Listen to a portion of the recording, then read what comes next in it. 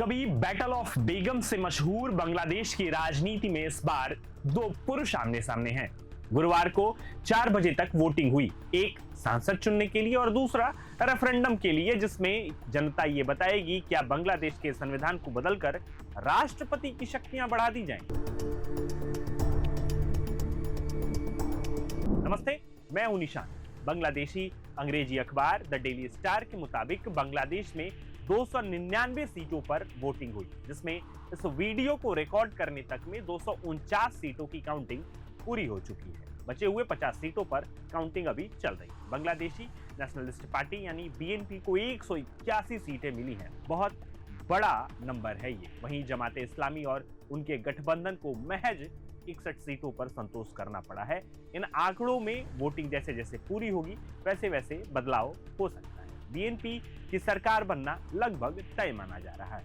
शेख हसीना ने गुरुवार को हुए चुनाव को पूरी तरह से दिखावटी और पहले से तय किया हुआ बताया। उन्होंने कहा कि यूनुस ने गैर कानूनी और असंवैधानिक तरीके से सत्ता पर कब्जा किया और उसी तरह से यह चुनाव भी कराया। हसीना के मुताबिक इस चुनाव में लोगों के वोट देने के अधिकार, लोकतांत्रिक मूल्यों और संविधान की भावना का सम्मान नहीं किया गया। आवामी लीग की भागीदारी के बिना कराया गया यह चुनाव जनता के साथ धोखा है। बयान में कहा गया कि 11 फरवरी की शाम से ही कई मतदान केंद्रों पर कब्जा किया गया, गोलियां चलाई गई, पैसे बांटे गए, बैलेट पेपर पर जबरन मुहर लगाई गई और एजेंटों से नतीजों पर हस्ताक्षर करवाए गए। 12 फरवरी की सुबह तक देश के ज्यादातर मतदान केंद्रों पर बहुत कम लोग वोट देने पहुंचे और कई जगह तो कोई मतदाता ही नहीं था। बांग्लादेश में 35 साल बाद कोई पुरुष प्रधानमंत्री बनेगा। 1988 में काजी जफर अहमद प्रधानमंत्री बने। इसके बाद 1991 से 2024 तक देश की राजनीति में पूर्व पीएम शेख हसीना और खालिदा जिया का दबदबा रहा है। ये दोनों ही प्रधानमंत्री बनती रही। बांग्लादेश में वोटिंग के दौरान कई जगहों पर वाकई में झड़प देखने को मिला। खुलना में एक वोटिंग सेंटर के बाहर जमाते इस्लामी के कार्यकर्ताओं के साथ झड़प में एक बीएनपी नेता मुहिबुज्जमान कोची की मौत हुई। दूसरी तरफ मुशीगंज 3 और गोपालगंज सदर, बांग्लादेश के गोपालगंज सदर इलाके में वोटिंग सेंटर के बाहर देसी बम फेंके गए। गोपालगंज सदर इलाके में धमाके में 3 लोग घायल हो गए थे। बांग्लादेश चुनाव को लेकर भारत ने नतीजों का इंतजार करने के लिए कहा है। विदेश मंत्रालय ने बताया कि नतीजे सामने आने के बाद देखा जाएगा कि जनादेश किस तरह का है। इस बीच आज पीएम मोदी ने तारिक रहमान को बांग्लादेश चुनाव की जीत पर बधाई दी है। उन्होंने कहा है कि यह जीत दिखाती है कि बांग्लादेश की जनता को आपके नेतृत्व पर भरोसा है।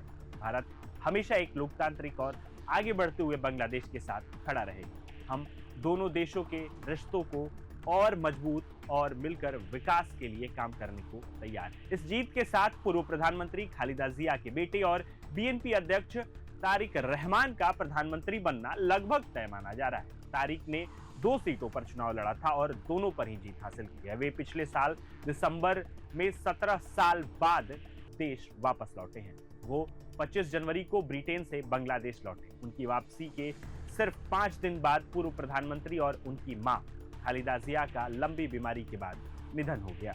इसके बाद बांग्लादेश नेशनलिस्ट पार्टी यानी बीएनपी की कमान पूरी तरह उनके हाथों में आ गई।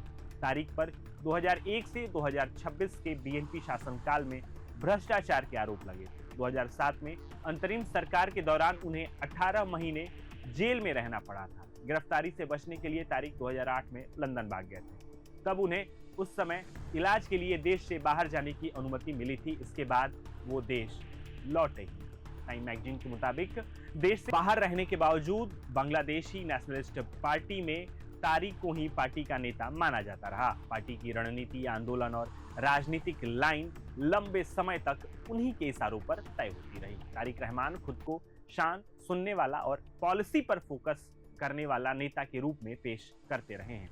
वे हर साल 5 करोड़ पेड़ लगाने, ढाका में नए ग्रीन जोन बनाने और टेक्निकल एजुकेशन को बढ़ाने की बात करते रहे। तारिक रहमान कि बीएनपी पार्टी के चुनावी वादों पर नजर डालें तो उन्होंने इस चुनाव में वादा किया है कि महिलाओं के नाम पर फैमिली कार्ड जारी किया जाएगा। महिलाओं को पोस्ट ग्रेजुएशन तक की पढ़ाई मुफ्त दी जाएगी।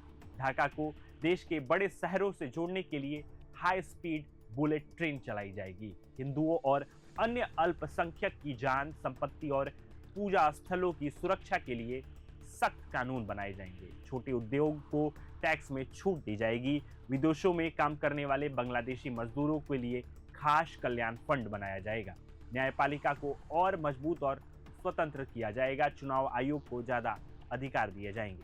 प्रशासन में सुधार कर भ्रष्टाचार कम किया जाएगा।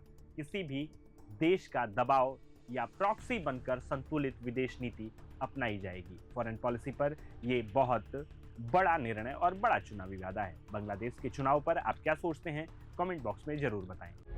प्रभातखबर.com, विश्वास वही, रफ्तार